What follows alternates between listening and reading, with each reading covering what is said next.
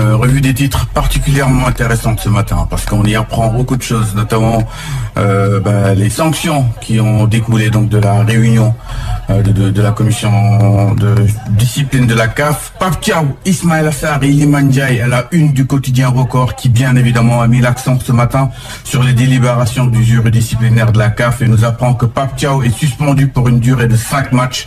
Ismaïla, Iliman 2 matchs chacun. Hakimi et Saïbari également suspendus. Des sanctions financières également ont été retenues pour les deux fédérations, aussi bien sénégalaises que marocaines. C'est vraiment donc l'information majeure du jour, de ce matin. On enchaîne avec la une de Tribune Sport qui a aussi réservé une très grande part de sa une aux décisions issues de la commission de discipline de la CAF qui a finalement donc tranché en infligeant à Pape Thiaw 5 matchs de suspension et 2 à Iso et à Iliman également, chacun 2 matchs. Tribune Sport aborde néanmoins la question de la Ligue des champions européenne et fait un compte rendu de la 8e et dernière journée jouée hier soir. L'OM humilié, le PSG, Monaco et le Real Madrid barragistes. Point Actu Sport non plus ne passe pas à côté de l'information sportive majeure du jour et informe ses lecteurs que les décisions de la CAF sont tombées et fait le détail justement de ces sanctions avec le coach Pape Thiaw suspendu 5 matchs, Iliman et Ismaïla Sarr 2 matchs bien sûr et la fédération sénégalaise qui va payer une amende donc de $615,000, une amende assez conséquente donc pour la Fédération sénégalaise de football. L'essentiel je pense, des titres tourne autour de la sanction. Je pense que nos amis de Réumi ont bouclé plutôt que prévu, parce que c'est les quotidiens respectent une certaine logique. Il y a des heures de bouclage, ce qui empêche certainement Réumi de titrer sur. Sinon, l'information principale devrait tourner autour des sanctions. J'imagine qu'on va en parler tout à l'heure. Donc, moi, je vais peut-être parler du but de Tribune, c'est pas Tribune, Troubine, l'Ukrainien, la tête, j'ai regardé ça et c'était vraiment extraordinaire de voir, c'est tellement rare de voir un gardien marqué, mais quand on l'a vu dans la mêlée avec son maillot tout jaune là, on s'est dit qu'il va se passer quelque chose, mais je n'aurais jamais pensé que ça allait éliminer nos amis de Marseille de l'autre côté, mais je pense que juste une façon de parler et que vraiment en réalité c'est Marseille qui s'est sabordé tout seul en sachant que un match nul les aurait qualifiés. Ils ont quand même pris le bouillon du côté de Bruges 3-0 en déplacement. C'est vraiment patatras pour nos amis phocéens, n'en déplaise à Papa. Voilà, donc il y a toujours beaucoup de surprises dans le sport, surtout dans le football. Et puis donc sur l'ensemble des journaux, on va parler des sanctions donc qui pèsent sur le Sénégal. On va en parler tout de suite, ce sera dans la rubrique Actu Sport.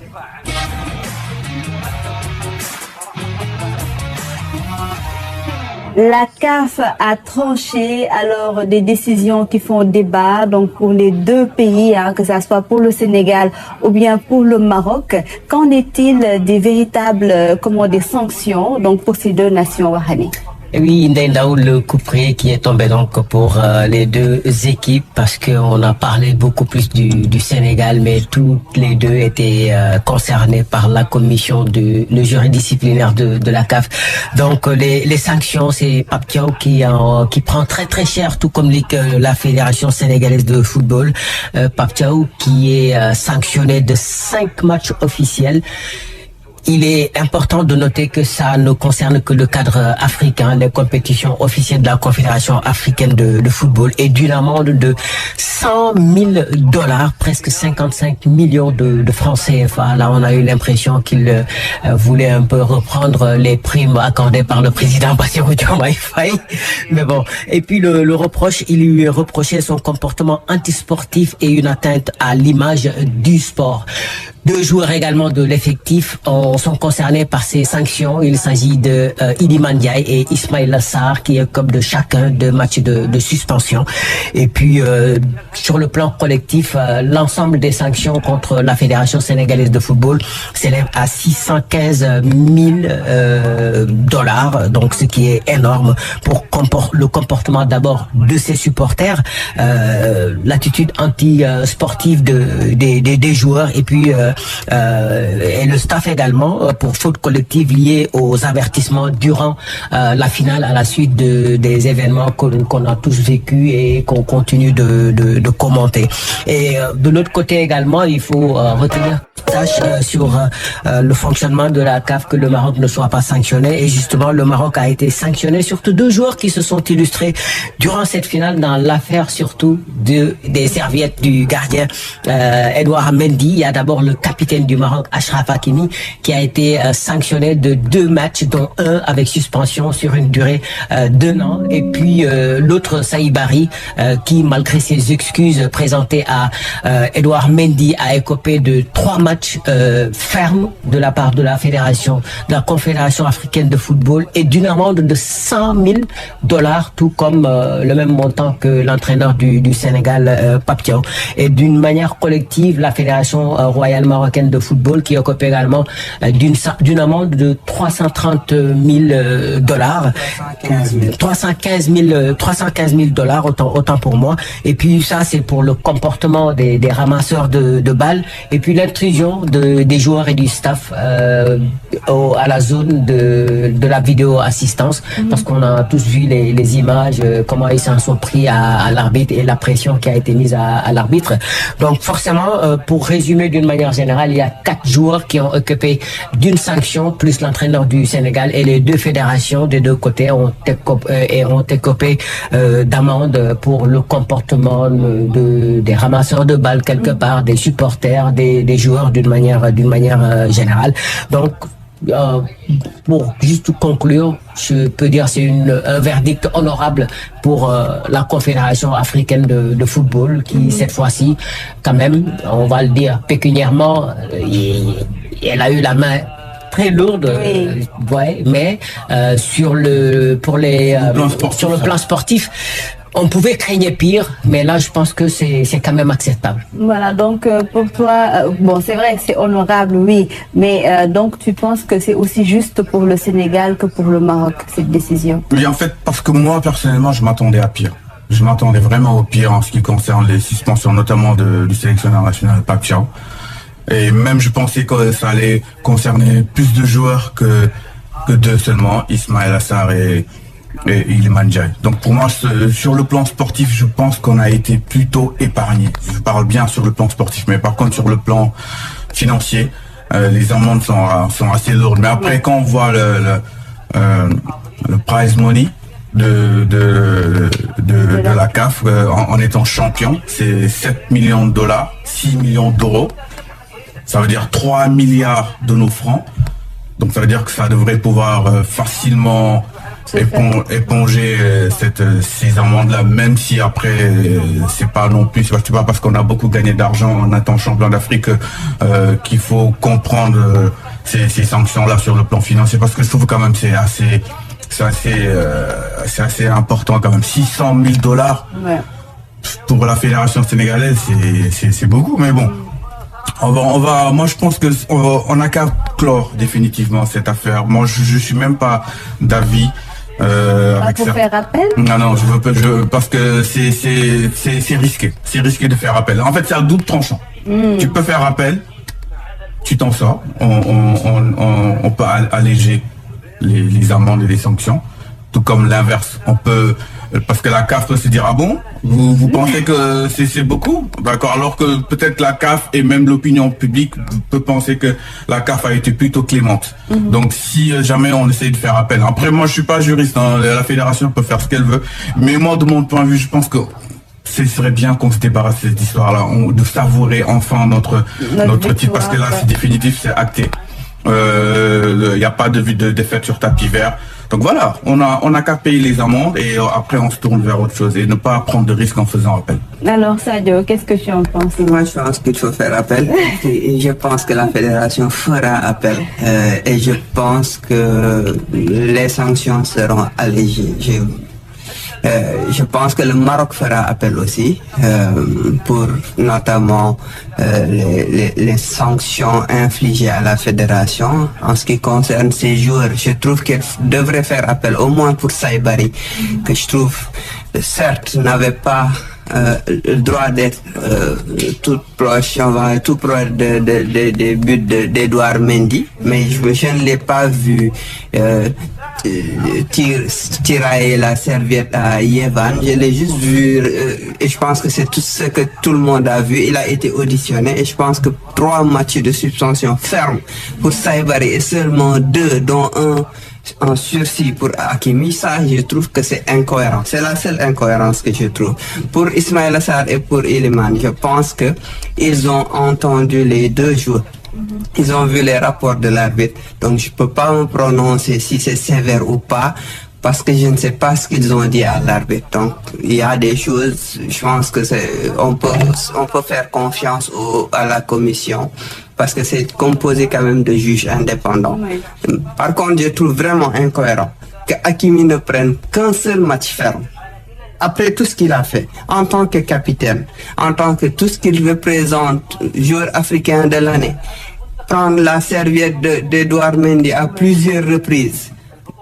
Je pense qu'Hakimi aurait dû servir d'exemple. C'est pour ça que en fait, j'ai peur de faire appel, parce qu'il y a une incohérence, il y a du 2 poids 2 mesures au sein du juridictionnaire. Mais je pense que aussi... Et après ça, c'est pour moi, je pense que, comme tu dis, le Maroc va faire appel, et le Maroc risque de gagner en appel. Ça, j'en suis presque convaincu. Mais je pense que le Sénégal aussi aura des... Mais sur le cas Saibari, je pense que si le Maroc fait appel, peut quand même gagner quelque chose, parce que...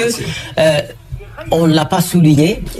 En principe, pour moi, 3 matchs pour s'être juste mis devant un joueur qui n'avait pas sa place également là-bas, parce que Yevan n'avait pas sa place.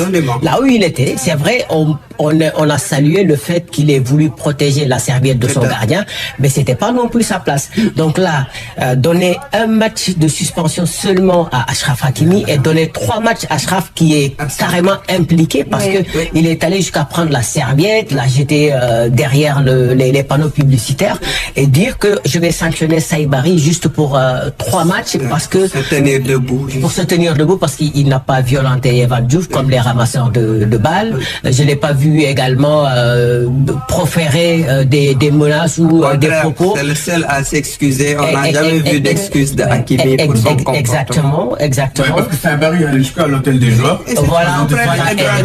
Pour moi, c'est pour ça que je trouve que pour moi, ça, c'est des circonstances atténuantes normalement pour lui, surtout ce que j'ai expliqué tout à l'heure. C'était pas la place de Evan Diouf, qui n'a d'ailleurs pas fait l'objet d'audition pour ça. Et Saibari, moi je pense que la CAF sur ce plan a voulu juste couper la poire en 2 en disant on va quand même, parce qu'il y a un débat tout autour de cette serviette, et puis comme le gardien était là pour protéger son joueur, j'aimerais bien entendre l'argument juridique qu'ils ont mis en avant pour cette sanction de 3 matchs. La publication des sanctions et les motivations sur chaque sanction sera publiée bientôt. On en saura un peu plus sur comment tout ça a été argumenté par les avocats de la Fédération sénégalaise de football, mais aussi les différents juges qui ont officié. Mais on rappelle quand même que le Sénégal a 10 jours pour faire appel auprès de la commission d'appel de la fédération, de la Confédération africaine de football. Et en cas de confirmation des sanctions, on n'a pas parlé de risque d'alourdir les sanctions au niveau de la CAF. Et le Sénégal a aussi 21 jours après notification de confirmation des sanctions, 21 jours pour faire appel auprès du tribunal arbitral du sport en Suisse. Donc tout ça, c'est des leviers juridiques que le Sénégal peut activer. Maintenant, je suis comme Pape Alassane, je ne sais pas ce que fera la fédération, mais je pense qu'ils vont faire appel. Oui, mais en tout cas, moi, je suis d'avis avec Pape Alassane. Pour moi, ça ne vaut pas la peine d'aller au risque de faire appel de cette décision quand on sait tout le bruit qui a entouré cette finale. Il est temps qu'on tourne la page. Si le Maroc veut poursuivre son aventure juridique, on le laisse faire, Oui. peut-être parce que une chose est certaine, c'est que c'est acté que ils n'auront pas gain de cause sur le résultat de la finale. Des sanctions pécuniaires, il n'y a pas de souci. Le Sénégal en a gagné assez, même si, comme l'a dit Papa Alsan, cet argent pourrait servir à autre chose. Mais l'histoire est déjà là, on ne va pas la refaire. La faute, elle est là. On a qu'à payer et puis on passe à autre chose.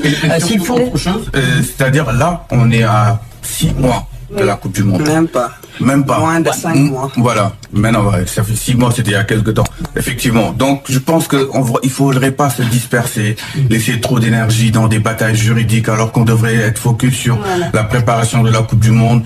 Et voilà. Et vraiment se départir maintenant des sentiments, des émotions par rapport à cette finale-là. On est champion d'Afrique. Qu'est-ce qu'on veut de plus? C'est l'essentiel. C'est pas le match. Moi, j'avais peur qu'on suspende Papiao de 3, 4, 5 mois de suspension. Ouais. Il a 5 matchs en ce qui concerne les éliminatoires de la Coupe d'Afrique des Nations. Mais c'est presque, pour moi, il sera juste pas sur le banc, il va diriger les entraînements. Exactement. Et son adjoint va prendre en charge les matchs. Et après, ça va aller vite. Voilà. Après, on passe à autre chose. Mais faire des appels, après après le Maroc va faire, après ça va aller jusqu'au TAS et puis ça demande de l'argent. Quand tu déposes un recours au TAS, c'est beaucoup d'argent. Voilà. Et après, ça ne te garantit même pas de sortir vainqueur. Non, je pense que pour moi, c'est pas le cas. En tout cas, faire appel ou pas, il nous faudra prendre la bonne décision et surtout la décision qui nous fera pas perdre de temps ni nous perdre de l'argent. En tout هي كانت ردة فعل الإعلام التونسي بخصوص ضربة جزاء بانيكا الذي سجلها كيليان مبابي في مباراته ضد فياريال في الدقائق الأخيرة بعد أن سبق وسجل هدف من أسيست اللاعب فينيسيوس في الشوط الثاني. استطاع أيضا أن يضيف الهدف الثاني له والثاني لريال مدريد عن طريق بانيكا. والتذكير أيضا أن إبراهيم دياز كان موجود في الملعب وقتها، دخل احتياطي للاعب ماسانتونو. إبراهيم دياز مثل ما قلت لكم، وكثير يعني أنه شك أنه مبابي سيسدد بتلك الطريقة، يعني طريقة بانيكا، وبعد أن سددها ذهب مباشرة للاحتفال مع إبراهيم دياز. ربما أنه عاد يقوم بتحيته أو يرسل له يعني هكذا، يرسل له الهدف، يهديه الهدف طبعا. أنا عندي مثل ما قلت لكم وجهة نظر أنه يمكن لو كانت الريال مدريد متقدمة بثنائية أو هكذا، كان مبابي سيترك ضربة الجزاء لإبراهيم دياز يسددها حتى يسترجع الثقة في نفسه.